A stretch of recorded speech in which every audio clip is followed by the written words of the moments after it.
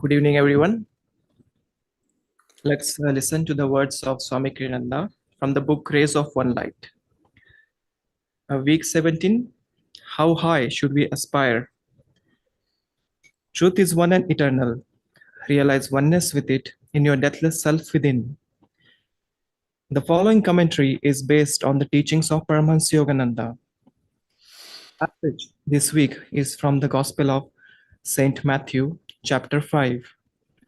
I say unto you, that except your righteousness shall exceed the righteousness of the scribes and Pharisees, ye shall in no case enter into the kingdom of heaven. The easiest explanation for these words is that they were spoken in criticism of the scribes and Pharisees, particularly since Jesus was often verbally attacked by them and stood up to them fearlessly. However, it wouldn't have been much of a challenge to the disciples who aspired to spiritual perfection to tell them, don't be like those who lack any such aspiration. Jesus, in fact, says only a few verses later, be ye therefore perfect, even as your Father, which is in heaven, is perfect. What Jesus was referring to here, then, was a self-righteousness of the priests. Don't seek perfection, he was saying to his disciples, in the image you project toward others. Don't be satisfied with the goodness born merely of ego definitions. The highest virtue is to transcend the very thought of personal virtue in the realization of God alone as the doer. Before this realization, even the thought, I am kind or I am truthful, is self-limiting. As it says in the Bhagavad Gita, the 7th chapter, yet hard the wise Mahatma is to find, that man who saith, all is Vasudev. Thus, through Holy Scripture, God has spoken to mankind. Om.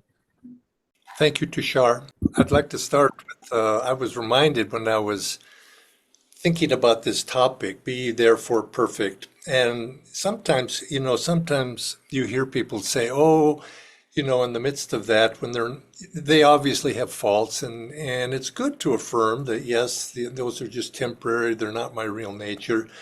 And of course, sometimes, people will go so far as to think, well, they'll dismiss the fact that they don't have faults and not be able to really introspect enough to see that they're falling short a little bit. And of course, this is a balance, and this is what Swamiji in his readings today are balancing that. We have to be humble. We have to, we can't glorify our faults or revel in our faults, and we have to be able to see the faults in order to be able to do something about them.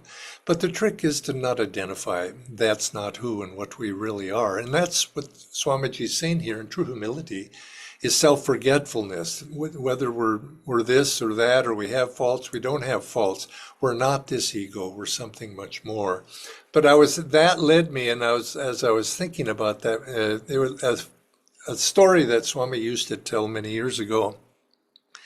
And it reminded me of this story, and it was about in America. There's a sort of a Christian Science, a Christian denomination known as being a Christian Scientist, and the Christian Science Church is somewhat it very much believes in affirmation. It's affirmative. And of course, it also, and when it comes to healing practices, it's the healing practices of using one's affirmation, using one's, you could say, mental capacities, self-identification of I am healthy, I'm well, and somewhat denying the fact that you're unwell. If and it's a good practice. Swami used to say, don't say you're ill, say the body is ill. So disassociating with it. It's not I'm not ill. But the body is having troubles perhaps today. To be able to see yourself in that way. But the story Swami would say sometimes this goes a little too far, and he shared this story about a woman supposedly, who was experiencing some physical difficulty and experienced pain. And she went to a Christian Scientist practitioner. And this Christian Science practitioner kept insisting to her, you don't have any trouble with your body. In God's kingdom, everything is perfect. This pain you're feeling, it doesn't really exist. Now, theoretically, and I guess, cosmically, that's probably true. But he kept insisting, your pain, it doesn't exist. But the woman kept insisting, it does pain. This is painful. I'm trouble with my body. And they kept going back and forth, and the Christian Scientist was having a difficult time convincing her. And so anyway, finally, the lady, to make her point, when she had when the Christian Scientist wasn't looking, she took off her shoe. And when the fellow, she took off her shoe, and when she caught his attention again, she took her shoe and she whapped him on the top of the head as hard as she could with the heel of her shoe. And he goes, oh, oh, oh, oh, oh. And he says, why did you do that? And she calmly said, you have no pain. It's all in your mind. So, in a sense, you could see some people are often like that with whether it's with their bodies with pains. So theoretically, all is wrong, and that, but really they can't really live up to it. Now, it's a high ideal. It would be wonderful if, and truly, the great saints, they don't see in the sense of pain. It's like that story of Ramakrishna again, who in the latter part of his life, he had throat cancer, I believe it was, or perhaps of the mouth. It was very, very painful, said to be from those who've experienced it. And one of his disciples came to Ramakrishna and was sympathizing with him. Oh, sir, I'm feeling so bad that I'm really, really sorry that you're feeling this pain, that you have this pain. And in his mind, he was being very solicitous and very compassionate. And Ramakrishna, picking up on this fellow's thinking, he began to say, yes, it's so painful. Oh, it's really bad. I just wish I could, and he was going on in this way, expressing his pain of how much pain he was in to the disciple, and the disciple being very compassionate hearted. But the disciple began to notice something. And every time Ramakrishna talked about his pain, the disciple within his own heart started feeling this expansion of joy and bliss. And Ramakrishna was going on and on about how much pain he was in. And as he was going on, finally the disciple says, sir, stop. I know what you're feeling. He wasn't feeling pain at all. He had gone beyond that. And to him, truly, all is wrong. And that was the reality in which he lived. That reality of perfection. He was in the perfected state. But we can't pretend, if we're not at that point. It's good to affirm. We affirm, all is whole, all is well. But on the other hand, we can't pretend not also the fact, and that so consequently, we all of us, we're trying to be perfect. We're on our way to being perfect. It's what our aspiration but we can't pretend that there are things that are holding us back. And so in a sense, but why and be hypocritical about it? So we have to have that affirmative attitude, affirming joy or affirming upliftment, but at the same time is not to recognize that there's something that needs to be perhaps made right within ourselves. So the more important question is not how to avoid pain or what do we do about that pain. We're notice something, we're suffering. Suffering exists, and I think sometimes people feel a little bit shy about recognizing within themselves that there's something amiss and that suffering is there. And it's not just suffering in the body. If it was just the body, I think we could probably deal with that in a sense, like Swami would go to the dentist, of course, and just through mental upliftment of mind wouldn't feel the dental pain. But those inner little things, those things that emotional, mental, these inner things, spiritual suffering, that's that very separation from God, that separation from living in that realization of who and what we really are. This is the nature of suffering, that sense of separation. And of course, it's the spiritual journey itself is to overcome that suffering, overcome that sense of separation. And this is the whole story of the Buddha, who looked about in the world and he saw that in everything, he saw there was suffering. And so consequently, the question that he was asked was, how do I overcome that suffering? What can I do to do that? And it's not, you could say reverently, like some people do, it's not about seeking pain. Some people think that, oh, if I want to find God, I need to suffer. And there are people there because I'm a sinner or I'm out of tune. There's something wrong with me and I need to punish myself. And this is an attitude that sometimes we feel if I just invite suffering, somehow I'll be purified just by the fact that I'm suffering. And I don't, that's not really a joyful way to go about one's life. But what really is to be able to, okay, suffering exists.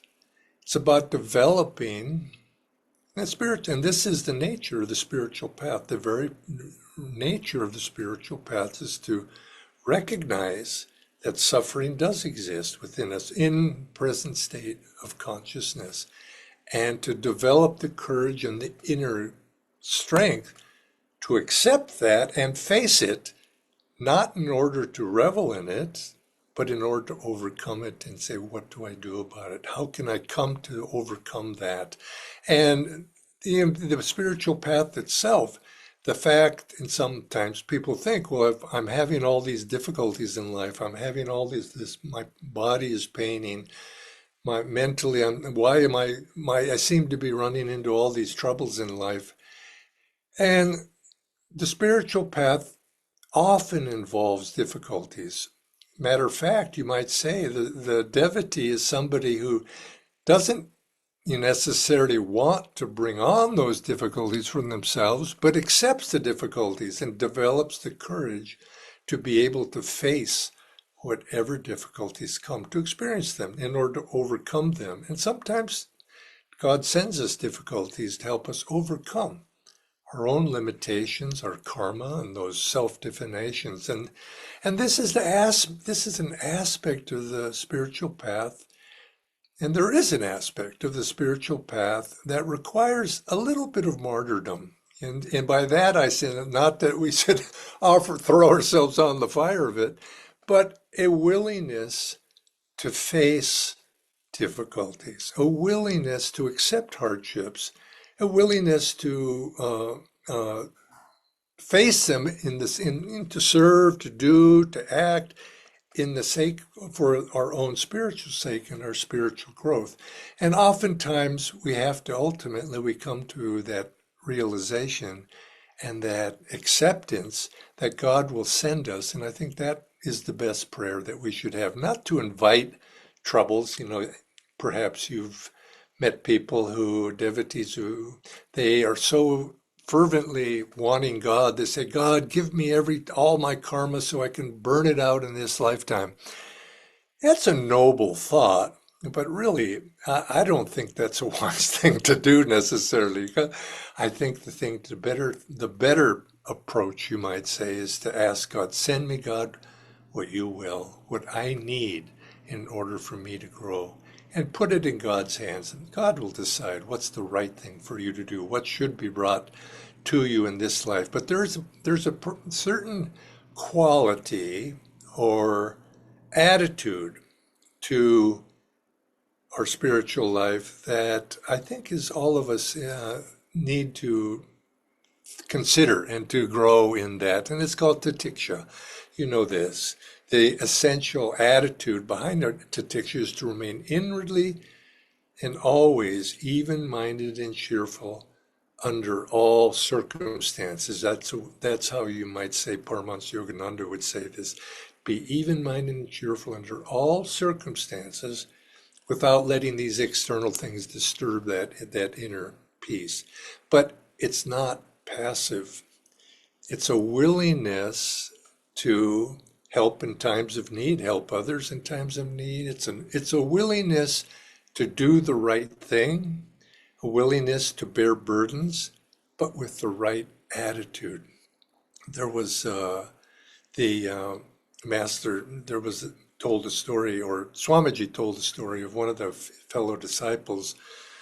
Master was scolding him for being something was not right, and he was scolding them, and the disciple, was taking the scolding, but finally the disciple said what, and was because Master was wanting him to do something that he was finding difficulty doing. And the disciple said to Master, "You can do it, Master, because you were a master." Whereas he was sort of saying, "I'm not a master, so therefore that's an excuse for not doing it." And Guru replied, "And what do you think made me a master? It was doing." So you can see titiksha, a willingness to accept difficulties in life. It's not passive.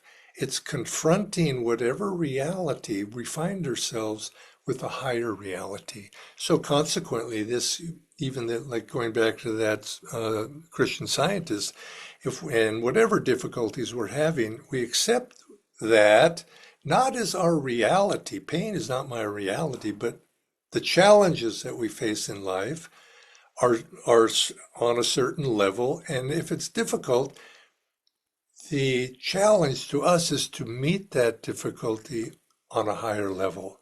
So you could say if somebody speaks ill of us, we could get angry, but the better would be to respond to it, but on a higher level that lifted the situation up to a higher level. And this, as you could say, as a devotee, as an aspiring person who is seeking God, this is our challenge, is to always try to bring it up to the next level, to have that attitude, to focus. And I think if you were to relate to Tiksha and explain in those terms, it's to try to look when something happens, something's coming toward you, don't look at the things themselves. It's look at your reactions to what's happening in life. There's a tendency that, and you hear people say, there's a tendency is to dwell on how something difficult happens to you. There's a tendency to dwell on the thought, how do I feel about it? There's some truth to that. You have to recognize your feelings, but dwelling on what your feelings are about it tends to pull us into reacting according to likes or dislikes. I like it, I don't like it. I'm suffering, I don't like it, I like it or don't. And things outside of ourselves, I don't like that, I don't like that. And this, unfortunately, then, of course, the natural reaction is, well, if I can get rid of that, then I'll like it. And we go between those two poles. The better reaction, you might say, the inner reaction of keeping one's center, being joyful, calm, and even-minded, is not so much to focus on what's that thing outside of us and how to fix that thing or change that thing. The first thing is to look at your reactions. How are you reacting to what's happening? And then, if your reaction can be a sense of joy, calmness, even-mindedness, then you find you keep yourself open for the solutions at whatever might come. And when fortune smiles at you, something outwardly, remind yourself, good things, they don't last forever. They come, they go. Same thing when misfortune comes. Remember, it's not permanent. It's going to come and it's going to go. And this attitude is the step toward interiorizing the mind and bringing your reactions to what's going on under control, keeping your center, not losing your center in the vicissitudes of life. And this is the better attitude is you could say is the one that Jesus Christ took when he was the evening before he was arrested and was ultimately crucified. He was in the Garden of Gethsemane, and he could foresee what was going to happen. And he didn't mentally say, "Oh no, oh no," but he did say he could see the suffering and pain and everything that was coming, not just the physical suffering, but the rejection and all the turmoil that why did this have to be? He didn't revel in that. He saw it coming, and he said, if this cup can pass for me, let it pass. Talking to God. But if it be thy will, may I do, I give myself, may thy will be done. He accepted it. And I think when suffering comes, I think this attitude of not rejection, not reveling, but really accepting what comes of itself, let it come.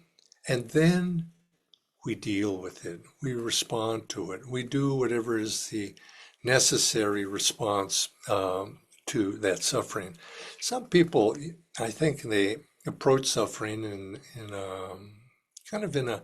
There's a sense that holiness is measured by the amount of suffering we can endure, and that's self-involving. And I think this is one of the reasons Swami chose that reading of humility.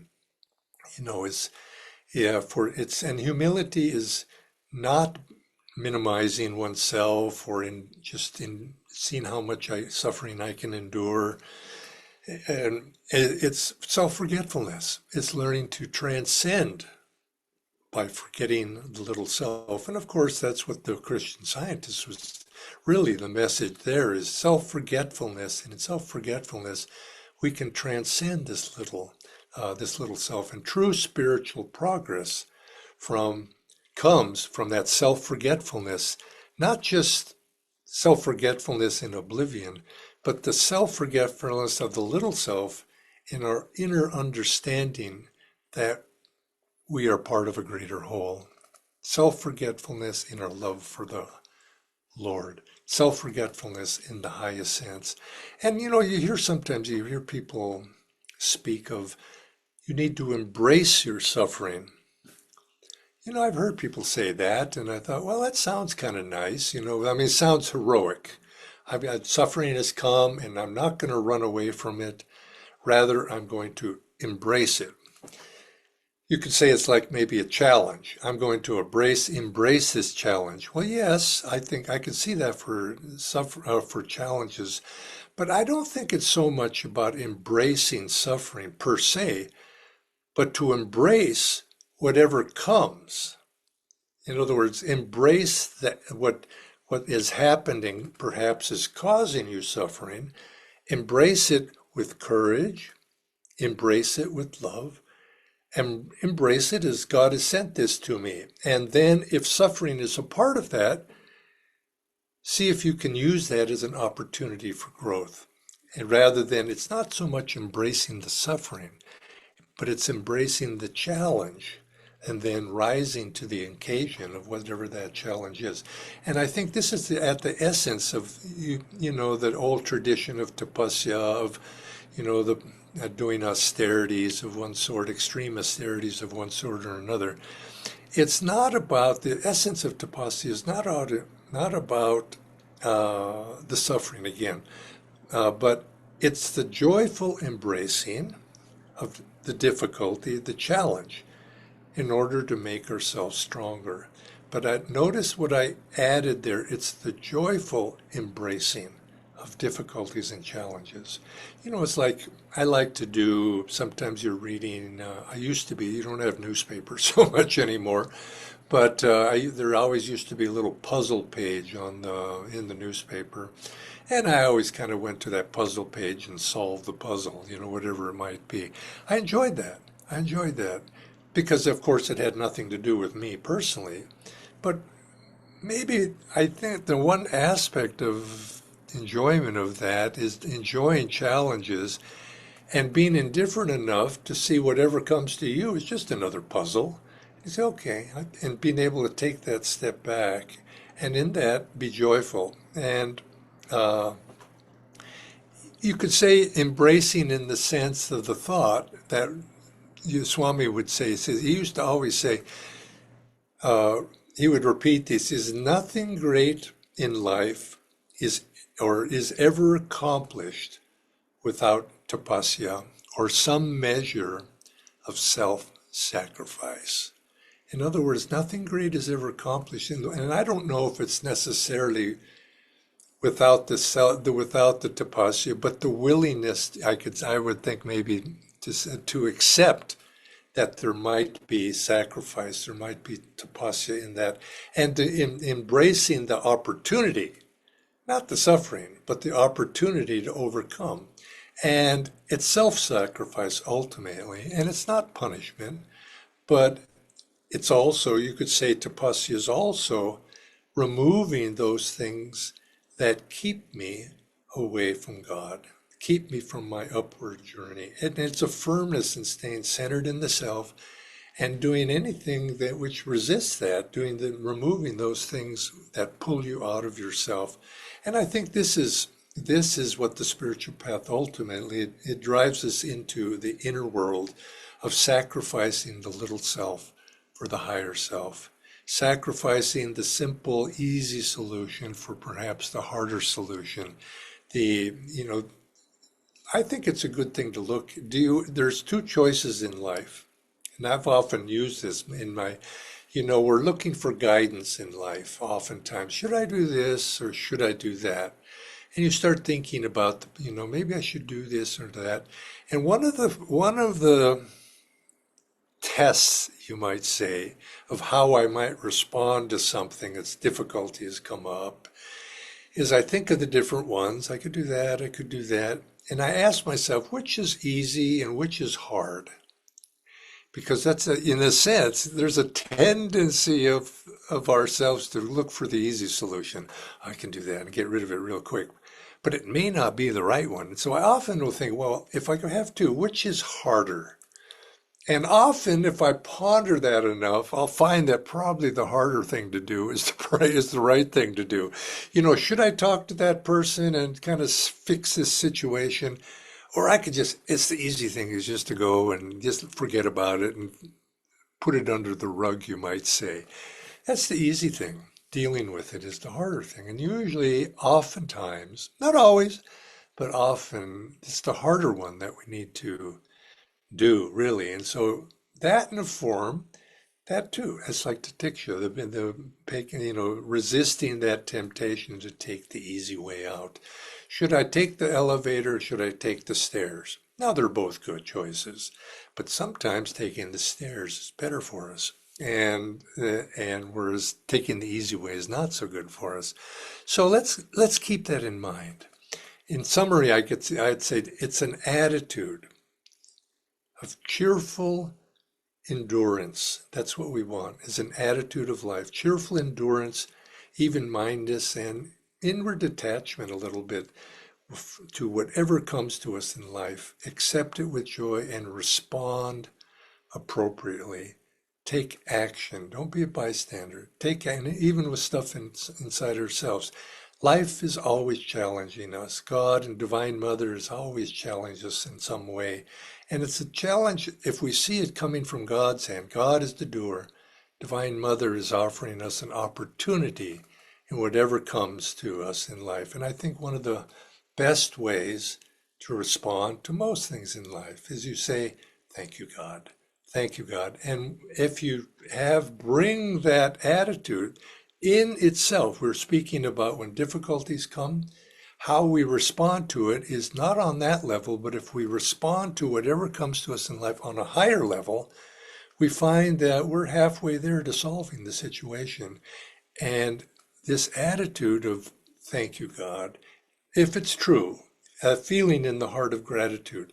Gratitude is the solution. You're on a higher level, and you'll find in that higher level, if it's truly, you'll find that solutions begin to come to you. Change the consciousness of the situation.